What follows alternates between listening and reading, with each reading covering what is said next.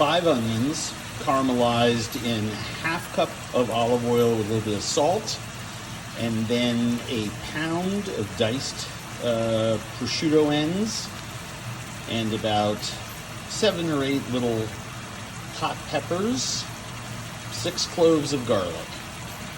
And all I do is add the garlic and the ham and the chili peppers after the onions have caramelized. Let them cook until they're nice and soft. And I'm going to puree that in the food processor. That's first couple steps, super easy. So, working in 2 batches. If I can put this lid on right.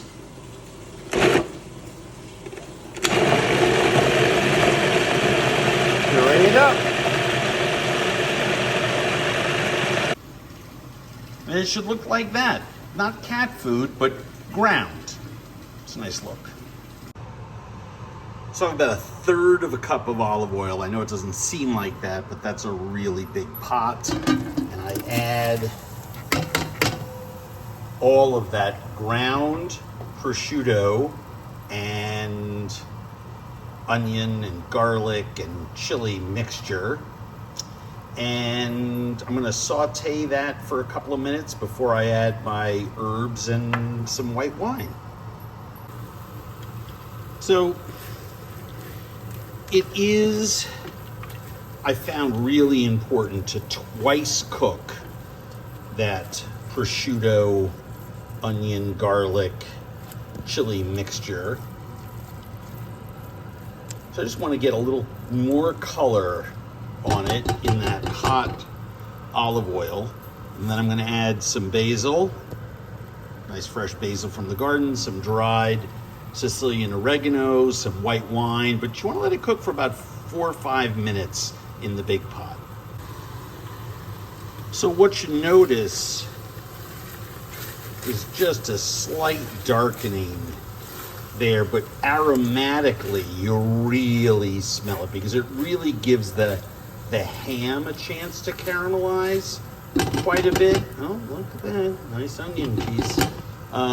So from there, a couple of sprigs, about 2 tablespoons of Sicilian oregano, wild Sicilian oregano that I bought over in Italy.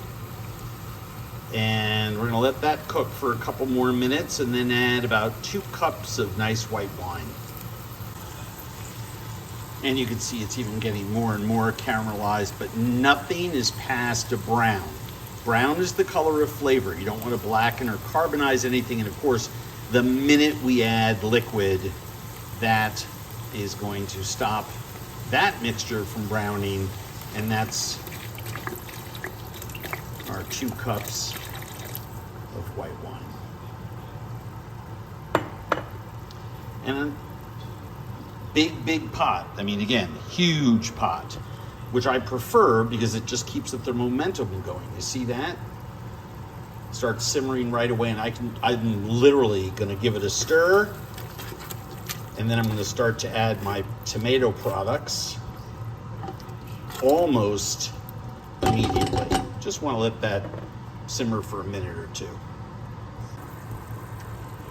So, first thing that we wanna add is 100 ounces of puree. So that's 4 of these bottles. And I will rinse them each with a few tablespoons of water to get it all out. But you know, this is the sauce that I make once every, 3 or 4 months.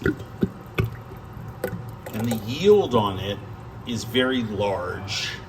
I usually get about anywhere, it depends. 10 quarts, maybe more.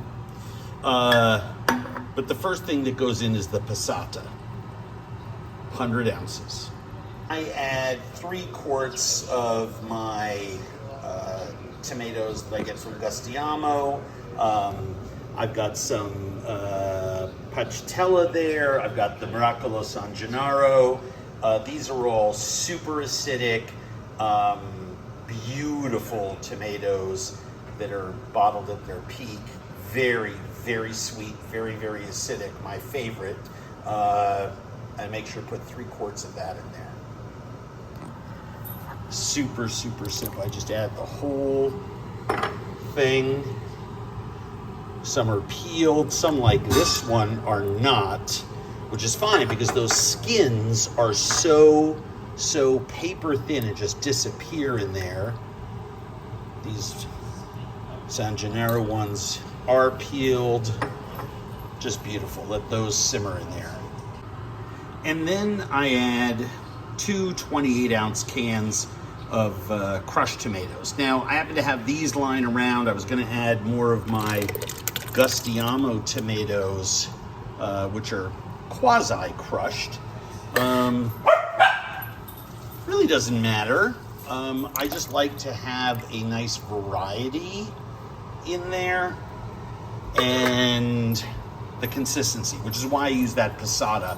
If I didn't have that muti passata, I would have taken more of my Gustiamo tomatoes and just pureed them and passed them through a mesh strainer. But now I have, I don't know, 2 gallons or whatever of sauce going, and we'll just, maybe a little more. Like I said, I think we're gonna get about 10 quarts out of that. And we simmer it for an hour. Don't overcook it.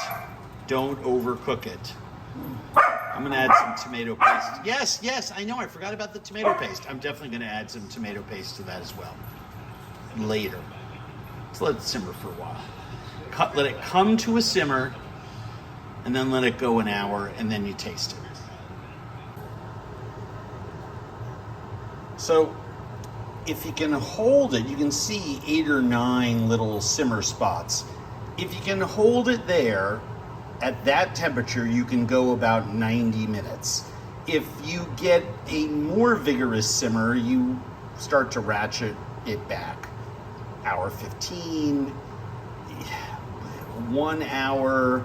I find the larger the batch, the more it sort of has to simmer. I don't know why. I should send a note to Kenji Lopez Alt. He could probably explain it all to me. But I want the brightness and the acidity.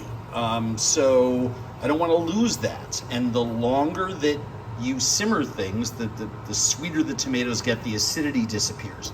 But I still want it tight enough. Now, what most people forget is they want it to be sauce consistency when it goes in your fridge or freezer. You don't.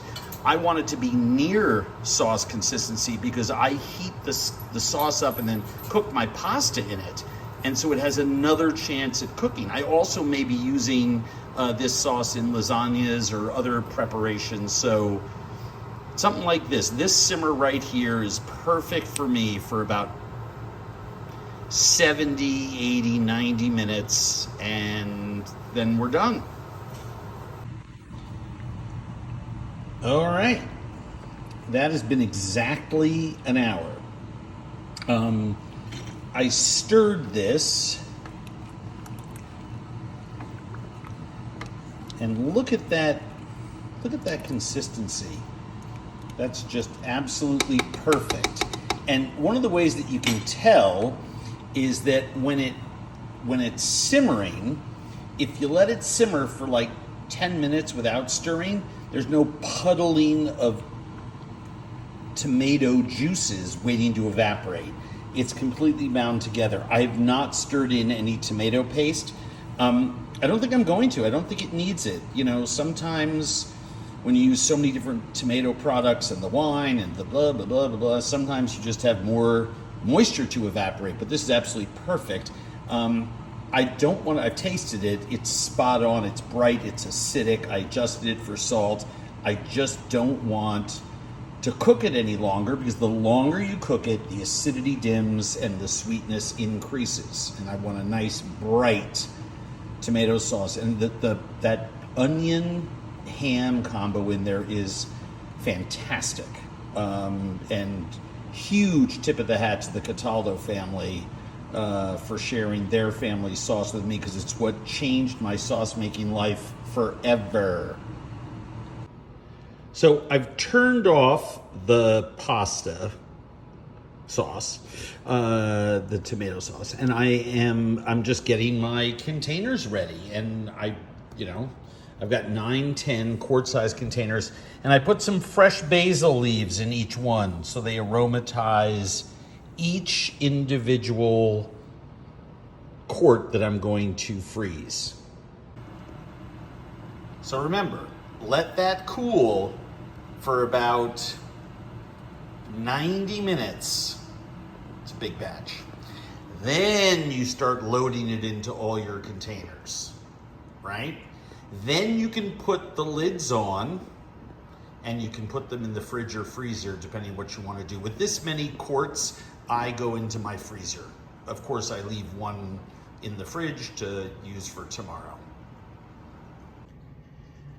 Well, there you go. Super, super simple. I got 9 quarts out of this after everything was said and done.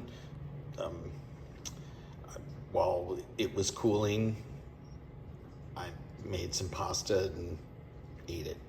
What can I say? But yeah, super, super simple. This is arguably the best sauce of its type that I know how to make, and it's sort of become my house staple. Enjoy.